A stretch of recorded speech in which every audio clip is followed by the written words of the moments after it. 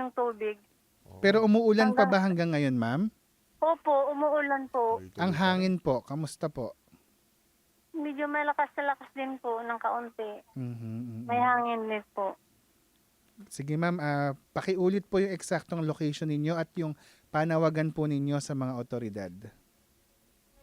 Dito po kami sa Sunfort Triangulo. Mhm. Ano po yung Sa likod mga... ho siya ng barangay hall. Okay.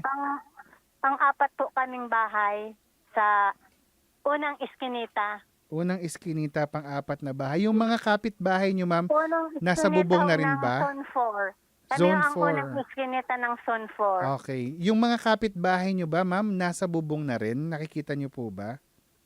Ay, yung nasa unahan ho, sa may kalsada, yung iba nasa bubong na Nasa sila. bubong na rin. Okay, okay. Talagang dyan sa may Hindi nga ho barangay kami hall. makapunta sa bubong kasi may dalawang baby po. Oo, tsaka mababasa na kayo kapag nakalabas na. Mababasa nga po. Meron po ba kayong matutungtungan dyan na kahit anong mataas para hindi kayo mababad sa tubig? Wala na nga ho. Wala na. Kahit sa kama ho, Dito naabot sa na. may planggan. Nako, sige po, patuloy Yung po iba kaming... nakababad ho sa tubig. Oo. Patuloy po kaming hahanap ng mga makokontak natin para po mapuntahan na kayo dyan kasi Maghintay ho kami. kani-kanina rin ho may nakausap kami dyan din sa may likod ng barangay hall. So ibig sabihin talagang Diyan maraming talaga. nangangailangan na ng tulong Nga dyan. ho. Sige, Primero kaming iskinitan sa Zone 4, pang-apat na bahay. pang-apat na bahay sa Zone 4. Sige po, Miss Fe, at patuloy po kami dito kokontak ng mga pwedeng tumulong sa atin, mag-rescue sa inyo dyan. Mag-iingat po kayo, ha? Opo. Okay po. Nasa Sige po, panalangin salamat po din namin kayo, Ma'am Fe. Ingat po, Miss Fe. Opo. Sige po. Bantay, Bagyong Christine. Alam mo Kuya Dan, may event dapat yung kaserbisyo natin na si Jai Ho. Kaya wala siya kanina sa programa eh. Nagpaalam ba, Ab? Paano mo wala? Oo. O ngayon wala nalaman. Ngayon ko lang nalaman actually. So makausap natin siya kasi ngayon daw nakakaranas sila ng malakas na buhos ng ulan dito sa may San Jose, Nueva Ecija. Jai Ho, andyan ka ba sa linya? Hello, magandang madaling araw sa lahat ng mga kaserbisyo. Una sa lahat, pasensya na po sa aming mga kaserbisyo dahil kanina is solo flight ang aking kapartner na si Papa Awel pa sa aming programang Showbiz Sidelines. Opo, Sir Franco, nagpaalam po ako sa ating mga kaserbisyo at supposedly nga po ay meron po kaming event para sa ABS-CBN Bida Kapamilya at kanina nga po dapat ito ay gaganapin sa Amulong dito po sa may Tugigaraw City. At bukas naman po sa may Cagayan State University, ngunit kami nga po at ang ABS-CBN management ay naglabas ng statement kung saan na-postpone na po ang Bida Kapamilya and Cagayan. Kamusta yung Dahil nga sitwasyon po, nyo ngayon dyan, Jai? Malakas ba ang ulan at saka hangin? Sir Franco, originally po dapat hindi talaga kami babiyahe ng land trip. Pero dahil po kanselado na po ang mga flight patungo rito at kami po ay nabigyan lamang ng pagkakataon noong umaga, noong maayos pa po ang kalagayan ng ating panahon, nakarating naman po kami ng ligtas at hindi naman nakaranas ng turbulence ng mga flight namin ng 6:15 in the morning. Pero syempre dahil nga po nabalitaan namin sa weather forecast natin na talagang dito nga po ang mata ng bagyo sa may itaas dito sa norte, mas minabuti po namin na umiwas na at simulan ng biyahe mula kanina pa pong alas 5 ng hapon. Sa kasalukuyan, binabaybay po namin ang kahabaan ng San Jose dito sa may Nueva Ecija at ang ulan naman po ay hindi natin masasabi na talagang todo-todo. Kumbaga moderate to heavy po ang ulan natin. May nadaanan ka bang At mga bahang area? Wala pa naman pong nadadaan ng mga bahana area, pero marami pa rin po ang mga bumabaybay sa oras na 1:45 ng umaga. Maraming biyahero? Sir, ulit po? Maraming bumabiyahe, maraming sasakyan? Marami pong sasakyan na National privado, Road to pero or NLEX?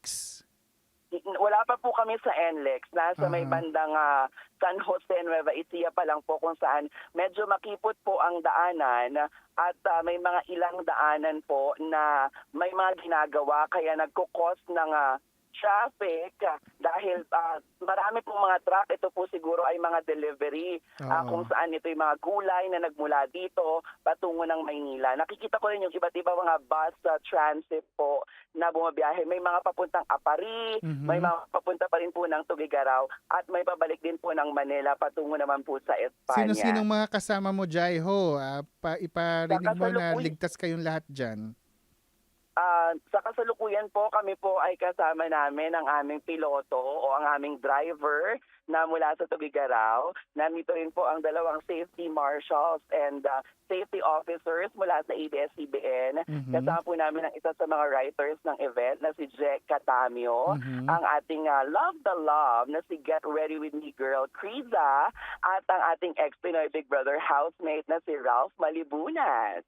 Alright, mag-ingat kayo dyan, Jaiho, lalo na yung mga kasama mo at sana matiwasay kayong makarating dito sa Maynila. Ingat, Jai. Maraming salamat. Alright, ingat, Jaiho. Yan po si Jaiho, isa sa mga kaserbisyo anchor natin dito sa Teleradyo Serbisyo at Radyo sa Istrenta. Bantay, Bagyong Christine. So, ibig sabihin, medyo sakto pa yung yung ulan dyan sa may northern part. Makatamtaman pa yung niya. Hindi pa ganun kalakas. Mm-mm. So, mamaya, pwede tayo humingi ng update sa Pag-asa sa pagbabalik natin dito sa special coverage ng Teleradyo Serbisyo at Radyo sa Istrenta sa pananalasa nga ng Bagyong Christine sa malaking bahagi ng buong bansa. Magbabalik po kami, manatiling nakatutok dito pa rin sa Teleradyo Serbisyo at Radyo 630. Bantay, Bagyong Christine. Oras natin, 1:50 na po ng umaga at tuloy-tuloy pa rin po ang paghihingi natin ng mga update tungkol sa kalagayan ng ating mga kaserbisyo dahil pa rin dito sa pananalasa ng Bagyong Christine, Sir Franco. Napakalawak talaga nung epekto nitong Bagyong Christine, no? At hindi natin ine-expect na ganito kalawak. Though alam natin na maraming parte ng bansa yung maapektuhan, but yung Naga City, Iriga City, malawak na nasasakupan ng Bicol region ngayon ay lubog sa baha. At maging sa parte ng Quezon Province, dyan sa Mulanay. Kuya Dan, makakausap natin. Makausap natin si Mayor Aristotel Aguirre mula sa Mulanay, Quezon. Mayor, magandang umaga po.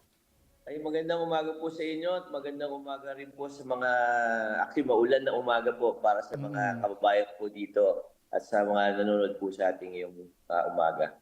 Mayor, kamusta po ang lagay dyan sa Mulanay, Quezon? Medyo hindi po ganun kagandahan. Kagaya po na nasabi po ninyo, kami po may ibang parte po sa amin lubog na rin po sa baha. Gaano kataas po yung pinakamataas na area at saan po ito, Mayor? Actually, siyempre, the usual po, yung lalo na po yung mga malalapit po sa ilog, yung mga low-lying areas po namin, talagang umabot lampas tao na po kasi anticipated po namin talaga kasi pag ang high tide po ngayon ay 1 a.m. po yung pinakamataas. So, talagang ano po siya, Na-mute yata si Mayor. Nawala si Mayor. O, kasi kung titingnan natin sa mapa, malaking bahagi ng Mulanay ay malapit sa dagat, tabing dagat. Maraming coastal barangays doon sa bayan nila. Tapos sa kabilang side naman, sa may San Narciso, ay dagat din. Dagat din yun, San Narciso. Magaganda Quezon. beach Hello dito. po, Mayor Aris. yes po. Hello, Gab! Hi, Gab!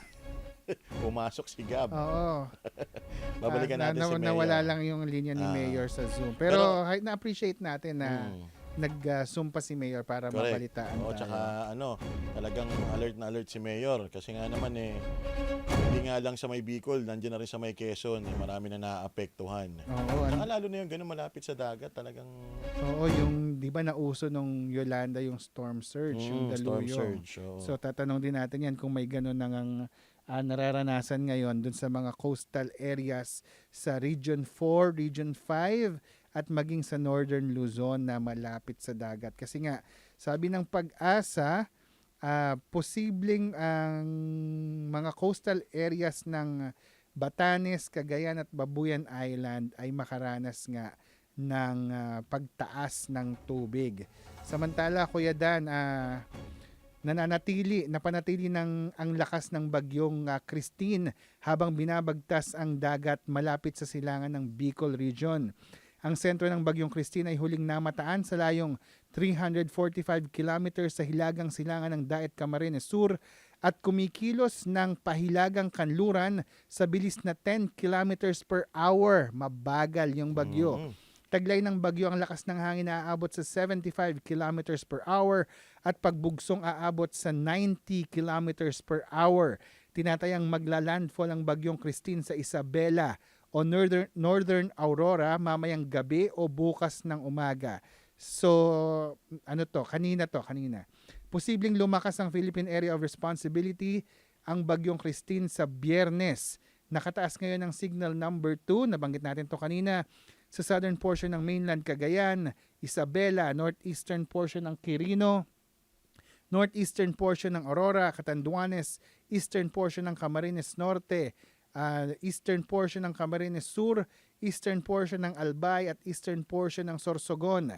Signal number 2 din sa northeastern portion ng Northern Samar at northern portion ng Eastern Samar. Signal number 1 naman sa Ilocos Norte, Ilocos Sur, La Union, Pangasinan, Apayao, Kalinga, Abra, Mountain Province, Ifugao, Benguet, Batanes, nalalabing bahagi ng Cagayan kasama ang Babuyan Islands, nalalabing bahagi ng Quirino, Nueva Vizcaya, nalalabing bahagi ng Aurora, Nueva Ecija, Tarlac, Zambales, Bataan, Pampanga, Bulacan, Metro Manila, Cavite, Laguna, Batangas, Rizal, Quezon, kasama na po ang Polillo Island, Occidental Mindoro, kasama ang Lubang Islands, Oriental Mindoro, Masbate, gayon din po ang Ticao at Burias Island.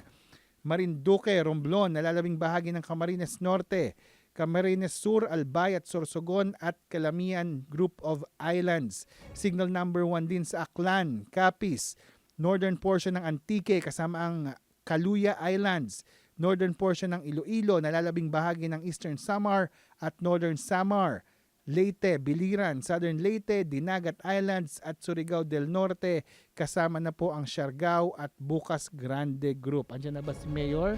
Balikan na natin si Mayor Aristotel Aguirre. Makausap natin mula ang Mayor ng Mulanay, Quezon. Mayor, nandiyan na po kayo ulit? Pasensya na po, opo. Ayun, so mabalikan natin si Mayor, no? Mayor, yun kanina napag-usapan namin ni Sir Franco, no? Meron bang bantaan ng storm surge diyan sa lugar ninyo bilang malapit Coastal sa area kasi. coastal area? Opo, actually, kanina simula na po yung high tide talaga. So, yung hangin, hindi naman po siya ganung kalakasan. Ang talaga yung ulan po talaga yung ang talagang pinakapinsala po niya. At nagsabay po yung high tide and yung surge for yung mga yung ilog po tumaas. So, yung mga low-lying areas po namin, yung mga lalapit sa ilog, talagang yung ibang lugar, lampas tao na po. At pinalikas na po namin, maga pa lang, ay unti-unti po na namin na binibigyan ng warning. Tapos nagbigay po ng yung National Disaster Risk Management Office po natin, nagbigay na ng forced evacuation. So, ng mga bandang mga hapon. So, ngayon talagang halos lahat. Kasi minsan talaga hindi mo mapipilit, matitigas po talaga. Ayaw umalis. Hindi po natin. So, karamihan na po, halos lahat po nasa evacuation centers na po.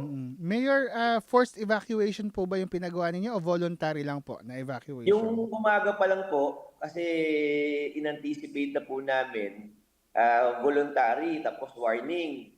So, bandang mga umaga pa lang, kasi mga bandang 9:30, 10 o'clock.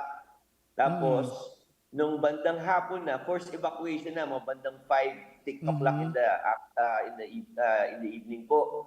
Dahil talaga nagbigay na rin ng order ang national natin na forced evacuation. So, binalikan po namin lahat. Tapos, bandang 8 o'clock, nagputol po yung meeting namin dahil meron na kami nabalitaan na mataas talaga yung tubig. Pinaalis ko na po yung mga rescuers po namin para balikan lang po